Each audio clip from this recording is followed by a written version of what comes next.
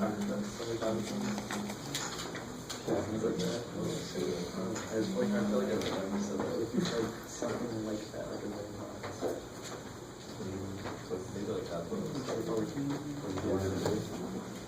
What's the word? Oh wait, I had it on the right place. It's like an intense fall. That's coming later, yeah. It's very intense. So silly. Trying to round up which one is which. Okay. I'm kind of hoping the first one wasn't too evil. So n is -2 for this first piece. So it'll be x to the -1 Over -1. over -1. I like it. Cool. Make sure there's just add an extra negative somewhere, but that's right. Minus 3x, I love it. Plus c. Done. Cool. So it gets a little weird when we have negative exponents, but you just use the rule directly. Raise it to 1 more than the power divided by. That's the exact opposite of raise it to 1 less. Oh, dude, I'm just Multiply. for some reason. Yeah, I thought you had an extra negative Oh, there, it's the coefficient. but you don't. What a trick. Okay. It might have been from here. I think it was from this next one here. Part D. I don't think anybody knows. What about part B? 5t plus c. I like it. That's a T. Yeah, it's pi t plus c. Done. It's just like the integral of -3. Why was that easy? Because it's just -3x. It's where constant will come from. So here, this is pi times the variable, which in this case, it's telling me it's t. So it's pi times t. It's not pi squared over 2. The answer to the question is pi t plus c. How do you simplify this guy? Break it up into its little building blocks and then I like it. Take it down to the DNA. blow it to pieces. Yeah, the over cosines cancel. Now be real careful. I'm not picking on anybody because I know a few people did this. You do all this work and you think, okay, sine theta, it's done, but you haven't done the integral yet. So you got to integrate sine theta. Negative cosine theta. Good, negative cosine theta Plus c. plus c, I love it. And, until it starts to become more second nature, you just take a second when you have an answer to an integral, just take the derivative real quick and make sure it actually works. So it's when you differentiate the cosine, you pick up a negative, that would kill that negative, right? Because it's kind of hard to change those gears. Part D, you first have to break it up a little bit.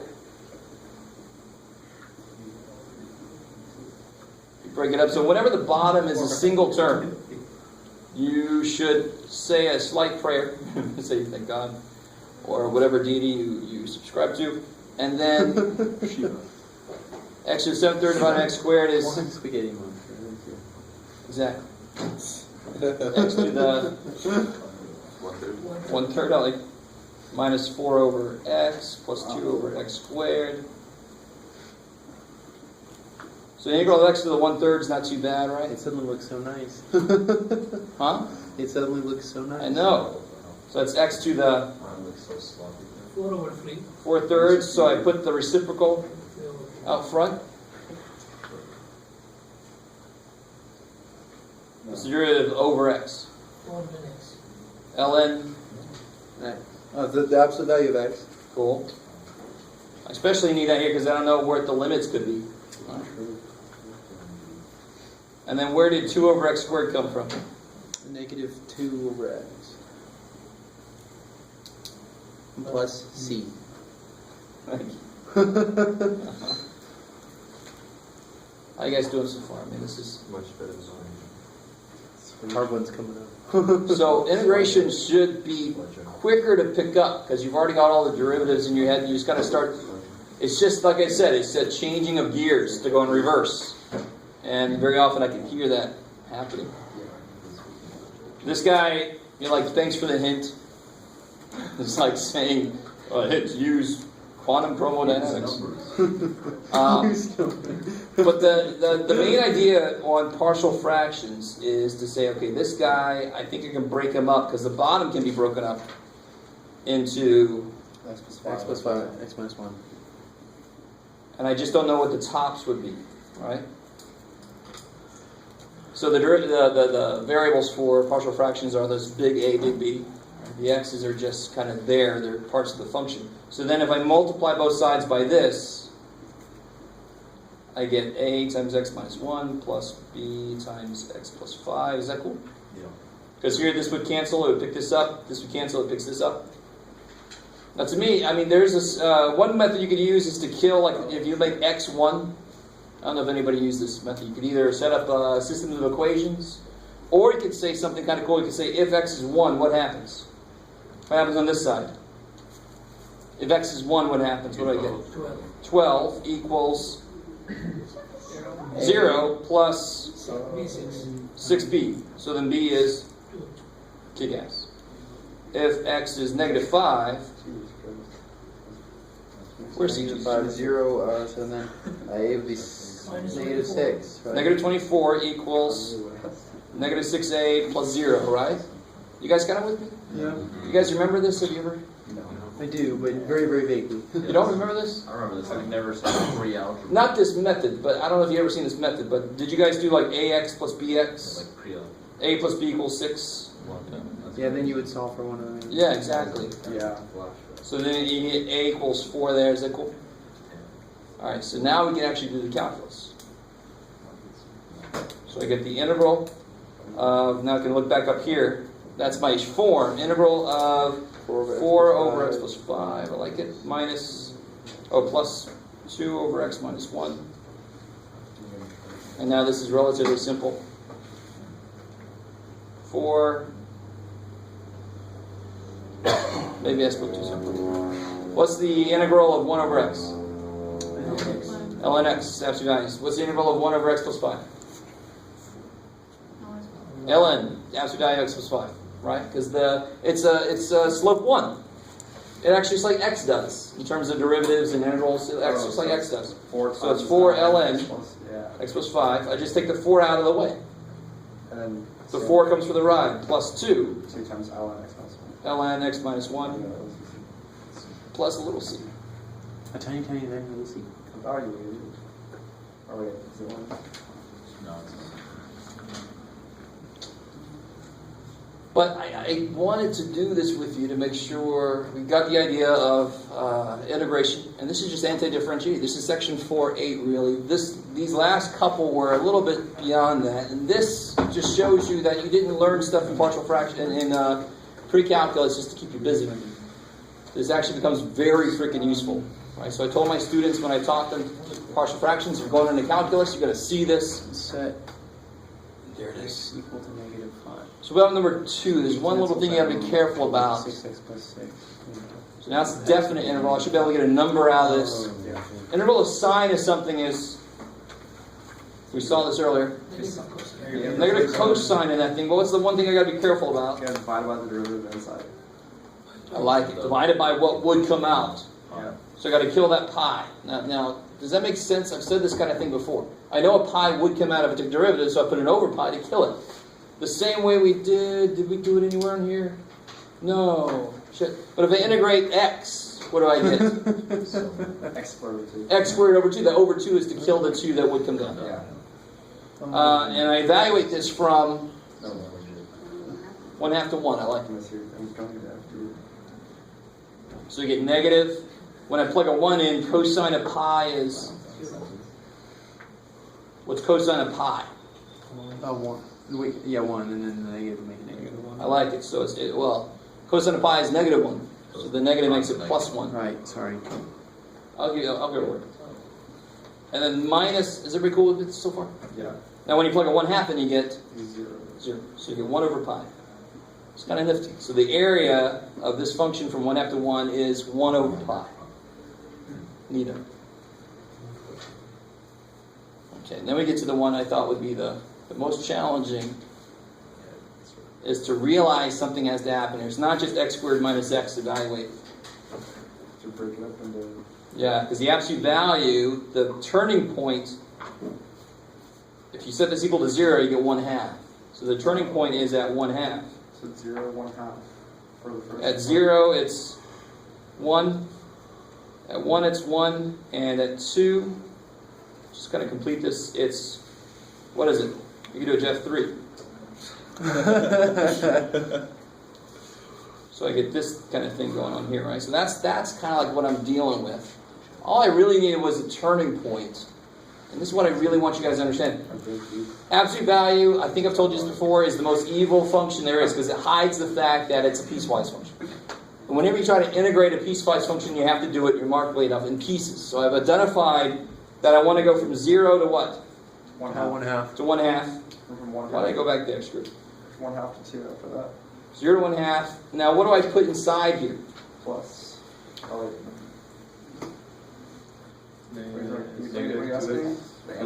I love it. So below 1/2, this inside is going to be negative. What does the absolute value do to a negative value? Changes its sign, and the way mathematically to do that is to negate it. So this will be negative 2x plus 1. Let me stop right there. I'll let you guys absorb that. Absolute value of 2x minus 1 equals this if it's below 1/2, or 2x minus 1 if it's above 1/2.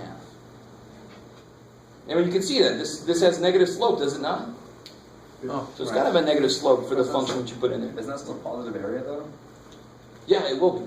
Oh, okay. It will because the x values are along the what am I trying to say? It doesn't go below the x-axis. Yeah, because at 1/2 it's 0, and then it gets up to 1 times the Yeah. yeah. I get you.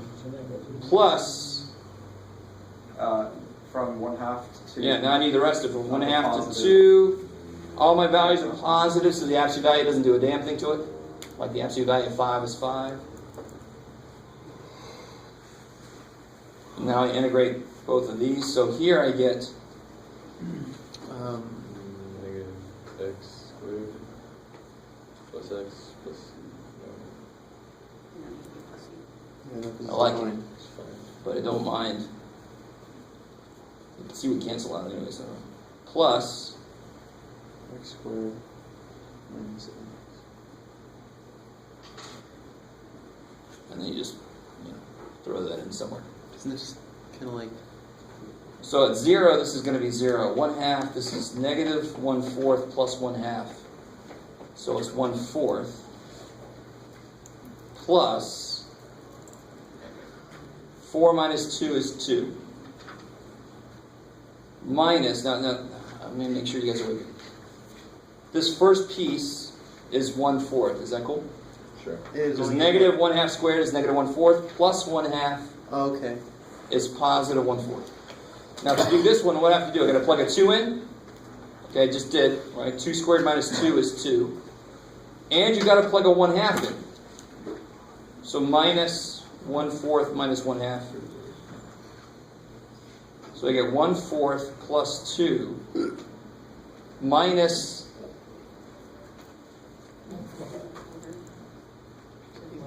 negative 1/4, so it's plus 1/4. So it's 2.5. Sure. Totally. Now, I want you to not forget. I mean, Wolfram Alpha will do it for you. Your calculator will do it for you. You can plug into y1, absolute value of 2x minus 1, and integrate from 0 to 2. Step back and see what happens. And you should get 2.5. How are we feeling about that? You guys start to see the simplification things you should always be looking for, because either it makes it possible to do or it makes it easier to do. That kind of simplification, trig sib, you've got, whenever the bottom is a single term, you can always split it up. And then you got partial fractions, they will show up. Trust me, I'll make them show up. And then you got the definite interval part of that whole thing. Cool. Alright. So any questions from that? Because this is basically what the quiz is going to look like on Wednesday. Part of it. All right, 5-3. Make sure I know what the hell I'm talking about. Basically all facts. Well, yeah. Modified swag in German. Yeah, 5-3's got the fundamental theorem of calculus, where you set the interval up and you make it equal to the plugging in the endpoints. Yeah. For D, how come you couldn't just bring the 2 squared up and then integrate? For D. Do what now? Bring the 2 squared up to the top. The x squared? Yeah, to the x to the negative 2. So make it x to the 7/3 minus 4x plus 2 times x to the negative 2. Yeah. Do we have a product rule for integration? Oh, no, I Yeah. just messed up. Okay, never mind. There probably is, but probably We never will have a straight up product rule, but there is something sort of like it.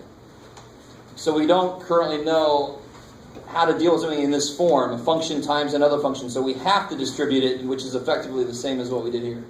I added it up to the back. I was done. Oh, Yeah. that's all right. Don't worry. Now's the time to be done. All right. That's not done. That's just easy mistake to make. All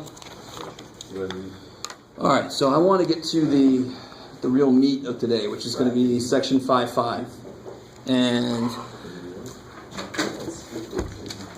guys, one thing I love about teaching Math 280 is expanding somebody's the intervals you're able to handle.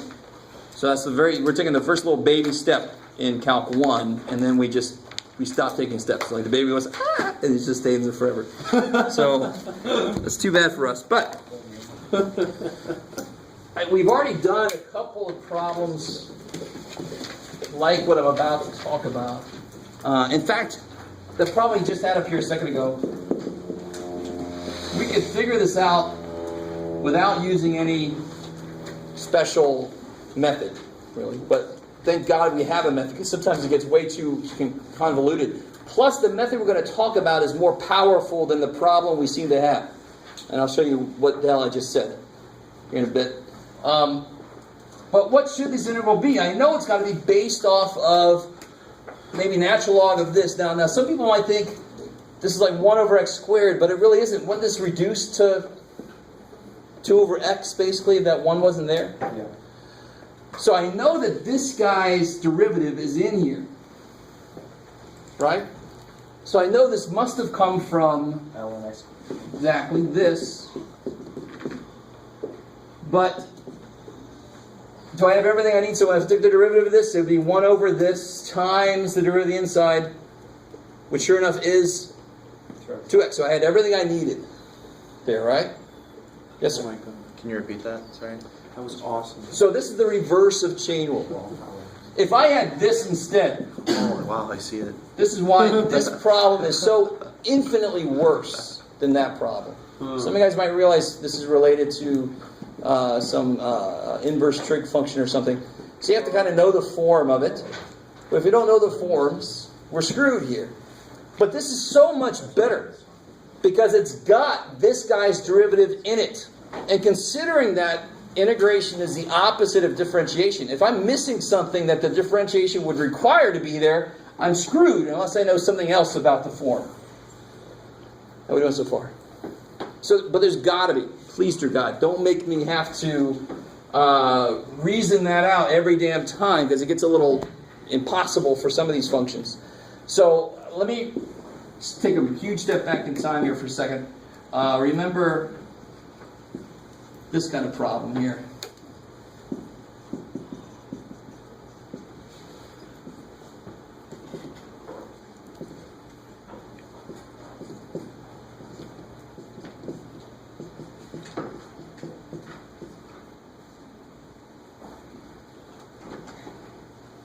Some of you guys might not remember, but this looks really heinous. And the students who would actually try to start cubing this thing out, I'm like, oh man, that is just a lot of work you don't need. I mean, what form is this in? If I want to factor this, it's not an annoying form. Plus of 2. Plus of 2. It's the sum of 2 cubes. So you get past all the shit in there and you just realize this is something cubed plus something cubed. So I know the form of it. If I could just make it look a little bit better for a second, and then I could put all the worst shit in there. All that matters is that it's cube plus cube. So if I let u equal x cubed minus 4 and v equal y minus 7 over x, I don't know if any of you guys have ever seen this method. Some of you guys should have seen an application of u sub before today, but I'm going to show you calculus u sub today. But it's basically the same idea. I replace the part that I really don't want to look at. The part that seriously is not even important on the first step. Factoring is all about the form you're in. So I want to see the form better. If I do that, the form just that's just like the definition. right? Wow. And then how does that, who remembers? U plus V times U squared minus UV plus V squared. I love it. So one of each, two of each, product in the middle, bam, bam, right? Little dude, big dude, right? Whatever gets you through it. There's so many plays in here. And then, of course, you wouldn't stop there. You put back in what U is and what V is. Just throw that back in here and throw that back in there, and also there, you'd be done. Wouldn't look pretty. I never said it would. But you factored that thing, right? So how does it work with calculus? So with calculus, I want to try to tie in. Let's remember how this kind of works. I'm going to not use U because U is going to be my U sub. Let me use H. What is this kind of leading into? What rule is this kind of leading into? Possibly. Chain rule, because I have a function inside of another function. So remember, when you take the derivative of this, it's the derivative of the outside times the derivative of the inside. I like it. And let me be very specific here. This is actually dH dx. You with me? So then isn't, now we've talked about differentials a little bit. Isn't dH equal to all this mess? Cool. dx. Now what we're doing is the exact opposite, which is almost seems silly, but right on top of this, now this is where you got to realize an integral is just an operation, so I can apply it to both sides. I have to. Differentiation is an operation, so we had implicit differentiation, where you applied it to both sides of an equation. So if I integrate that side, I better integrate that side. And what's the integral dh? It's almost too easy. H. There's like an understood one in there if you want. So h equals the integral f prime. Get out of there. Now, some of you guys are like, okay, that's a nice accumulation of letters. But what this is saying is, in order for me to integrate this, it has to have the outer part and the inner part. Just like this had, well, not the outer part, the derivative of the outer part plus the inner part's derivative. It's got to have both of those in there. Okay, so that we already kind of know. But I also want to, now I want to start here and look at it. You'll see why I didn't want to use that U letter too early. This is a verification that what we're about to do should work. The integral, if it's got all the pieces, should come back out to the original function. It should work. So if I have this, yeah. If I let U equal to the inside function, yeah, I can do it. Then what's du? G prime. dx. Is that cool? So we're going to be very used to splitting that ratio up and throwing the other dude over there, because now it looks a lot like an integral piece. I got blah dx. I got blah dx. Cool. So I desperately want you guys to realize the reason this is called U substitution is because I'm just going to substitute. I want to replace all my x stuff with U stuff. If I have any x stuff left over, I have screwed up, or it can't be done. Because integrals, I don't know how to handle x and u stuff in the same time. I don't know how to handle two different functions in there. So if I replace everything, I get integral g of x is here, so I'm going to replace that with u. And g prime of x dx is du. And of course, this should just come out to be f of integral f prime. Integral of the derivative is the function.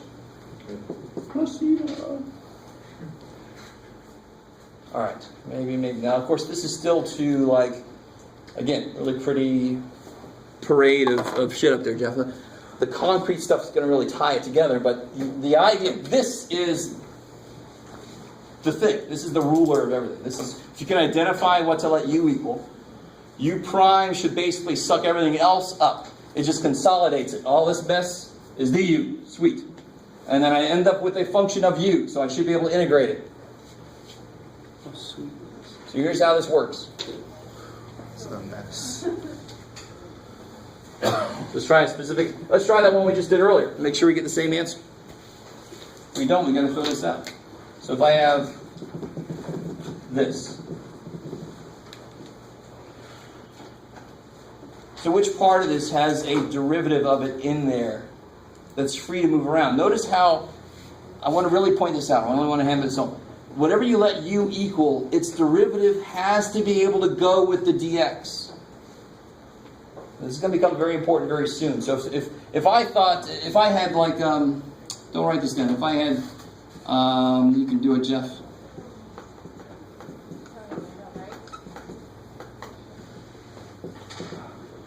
If you let u equal tangent x minus 2, isn't du secant squared?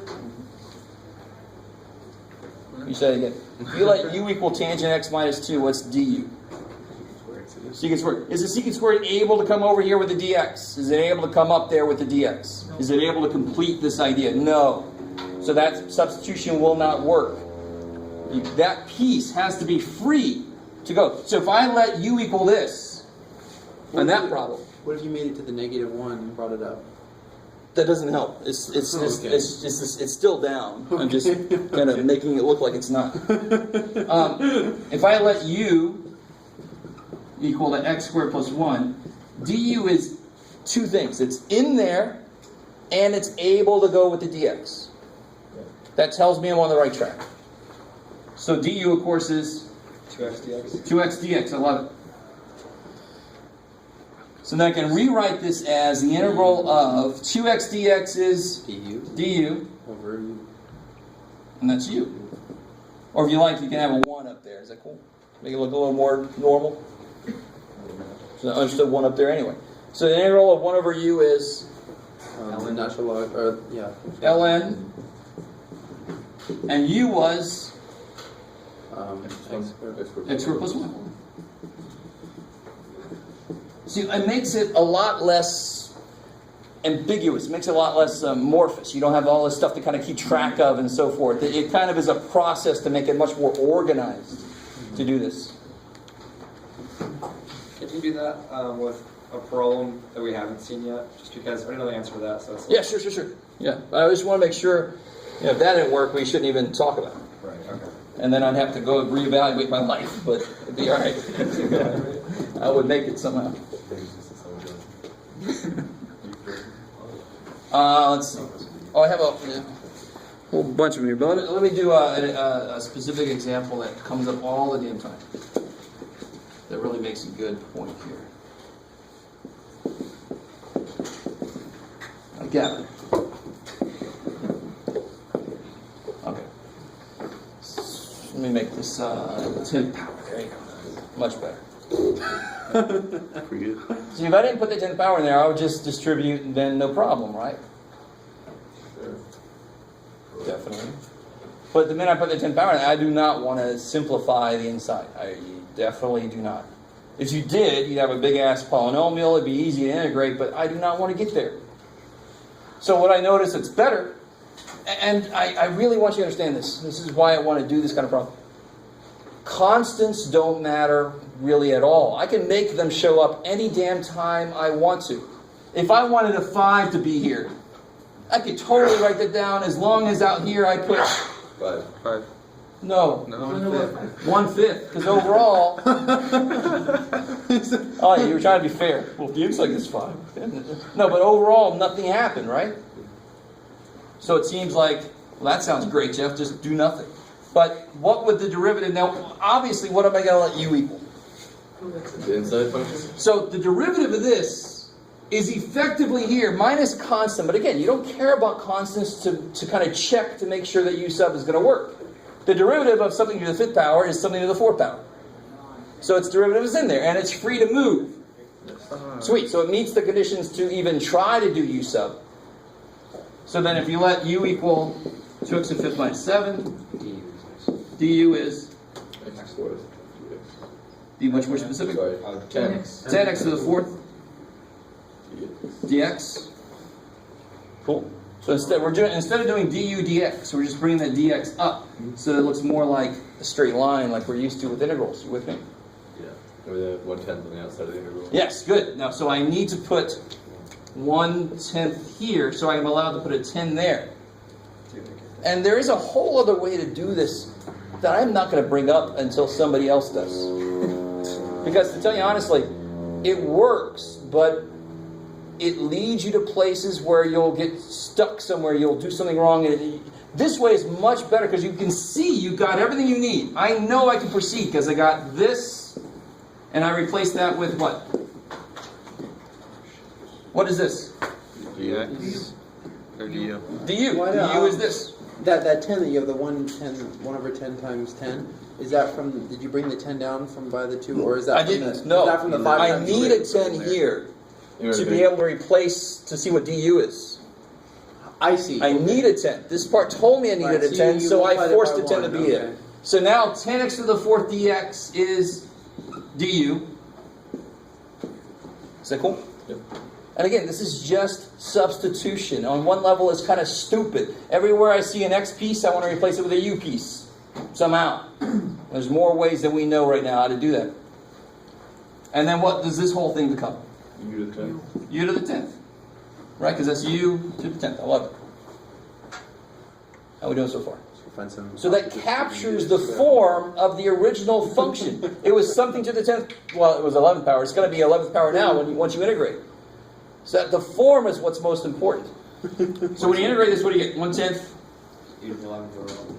Why is it u to the 10th? Because it's What's 2x to the 5th minus 7? That is u. to the 10th power. So I replace that with u, and there's a 10th power in there. Right? I can't do anything with that 10th power. So he's saying that, and then that the since it's in word integral, then that's basically 11 on the bottom. Can you repeat the last step? 1 over 10, the next one. Yes? So 10x to the 4th dx is du. So that's there.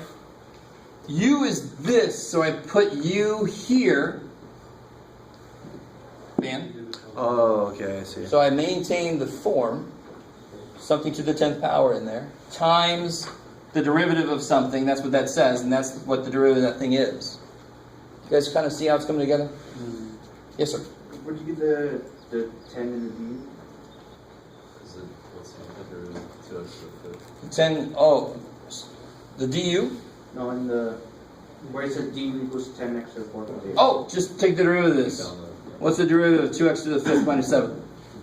10x to the 4th, yeah. Cool. That's why this is 1/10 family, so it shows that It's just like me. So then the derivative, the integral of u10 is u11 over 11 plus c. So it's 1/10, or 1 over 110. What's u? 2x to the 5th minus 7 The 11th power. plus c. Oops, sorry. Get in there. Everybody. Wait, what happened to integration? Oh, yeah. Yeah, when you integrate u to the 10th, Yeah. you get U to the 11. over 11. Okay. Then I replaced u with what it is. So your last step is always got to be bring it back to the original variable, right? This is crazy. You guys don't understand the huge step we are taking right now. And I don't blame you. You're all like, oh, this is just one more thing. But we're able to do so much more than you know. So let me show you one of these more than you know examples I keep talking about. And then I get a whole other handout. It's crazy for me. Let's see if I can make one up real quick here.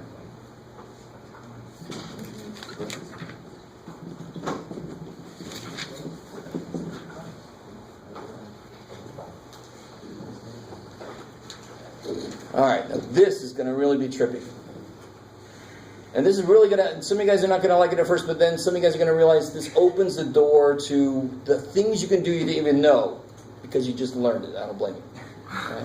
But just to show you all the things you're allowed to do, because it is purely substitution on one level.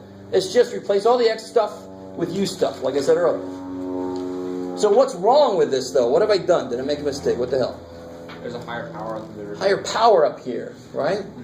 So I can't, and this is my stuck thing. This is the thing that's free to move, so I have to let U equal this. But then du would be 2x and stuff, so it would be So one thing to realize is, the minute I say u, is everybody cool with the fact I've got to let u equal this? Yes. Yeah. Because du would hopefully be the thing that's up here that's free to move. Okay, maybe. So, the minute I write u is x squared plus 4, what's x squared? U minus 4. Cool. That's true, right? Yeah. It's kind of like silly. Okay, whatever, Jeff. But if u is x squared plus 4, then obviously x squared is u minus 4. Whoop-de-doo, right? I don't blame you for that. So then what's du? Alright, so what am I obviously missing? And then I still got the freaking cube to worry about somehow. What am I definitely missing? 2 on the bottom and another x. Yeah, I need a 2 there. Oh, you're much better, Mark. Right? And then what I'm going to do, now here's the part that you didn't realize you could do. I know I want 2x dx. So wouldn't that be like x squared times 2x, and there's my dx. Is that cool? I'm trying to kind of consolidate one. And I know 2x dx is du. Yeah. Right? And then I got this stupid thing, but this stupid thing is U minus 4. u minus 4. So that's the part that's, this is all very new still, but that's the part that my teacher waited forever to tell me when we first learned this. And I'm like, this would have been good to know the first day. So wait, when you plug it in, basically, then you just, for the x squared, instead of like, you just plug in the u minus 4 there times the... Because you're trying, what's your main goal here? Replace all the x stuff with u stuff. And sometimes it's very direct. X squared is u minus 4. I see, okay. So now how does this look? Yes, sir. How did we get from 2x cubed to x squared times 2x? What's x squared times 2x? Well, 2x cubed. I love it. So there you go. Now, why did I do it this way, though? Yeah, Because what do I want on my dx? Oh. I want 2x. So I pulled 2x over. That's du. Okay. That's u minus 4. And that's u. And the du is the 2x times dx because our original top piece there is the x cubed, right? Because I let u equal x squared plus 4. That's why. And its derivative is 2x dx. Ah, That's the only reason, really. I see, okay. But what you're saying is the reason why I let u equal this is sort of related to what you just said. Okay. Never mind. I will. So you get 1/2. X squared is U minus 4. u minus 4. Over U. Times du. And then whenever the bottom is a single term, you can split it up. So you get 1/2 integral u over u. 1. Crazy. Minus. 4 over u. Okay, how we doing? So then you just have the natural 1 minus the natural log of, So you get 1/2 times or 4 times integral of 1 du is x, right?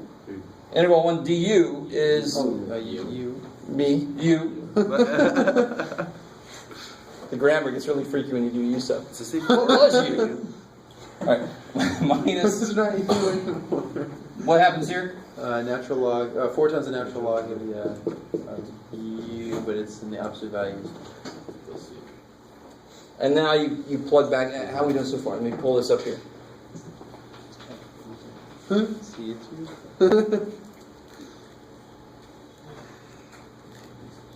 The most common thing that will happen with u sub is this. But that can also be handled by u sub. Something that's not immediately obvious based on how I first described what u sub does. Yes? How do you know it's minus 4? Because then, if I remember a while back, we talked about if I have this, what is x allowed to be? Anything except 0, right? But so if I think the integral is this, that's kind of evil. My domain now is cut in half. Half to infinity back if you like. So it's 0 to infinity now. That's not fair. So it's got to be this because here x could be anything except 0. I should have the same thing there. Now, of course, we all understand this integral. The limits cannot go across. What can the limits not include? The limits cannot include 0. So I can't go from like -2 to 4 because I'm including an infinite spot in the middle. It's going to obviously freak my areas out just a bit. Right, so the whole idea of the function inside's got to be continuous over the interval you're looking at. Right? But the reason the absolute value signs are there is just to maintain the domain. And to tell you honestly, remember this? What's that? How do you simplify that? The derivative or just No, simplify. 2x over... No, simplify, not derivative. 2 ln x, but you're wrong. It's really that. I mean, very often we forget, right? Because what could x be here? It could be -3, could it? So it better still be, it's the same exact reasoning. Unfortunately, I can't point this back to your studies because teachers very rarely say this. But if it was cubic, then we wouldn't have to. It would be, Yeah, but it's cubic, that maintains the sign, so it wouldn't have so it to. would be 3 limit. Exactly. I like it. Okay. So let me let you try this out. This is more than just a collection of problems. It actually has some examples and some also. Is this so stupid? How are you supposed to be mad about that? Oh yeah. So the last step on this. That's why I was erasing it. I thought it said 4 before. What's the last step on this? You plug it back in, so it's Yeah. x squared plus 4 minus 4 ln x. And here we could drop the absolute value just because that's always positive. I love it. You can bring the 1/2 through, whatever. So make sure you end up with the same variable you started with. It looks like you guys. That's that the sheet? X squared plus 4 minus 4. Somebody. Like if you could have just seen that. Yeah. You wouldn't have to have the plus 4 minus 4 times natural log. That's what I mean. Maybe there's some order of operations. So plus 4, Or maybe you just didn't see it. Yeah, I think so. are you trying to subtract that 4 that is just like almost like the product of the ln? We can do that. We can factor that exactly. See calculus. I see. No, do you substitute stuff? Oh, the answers are in here.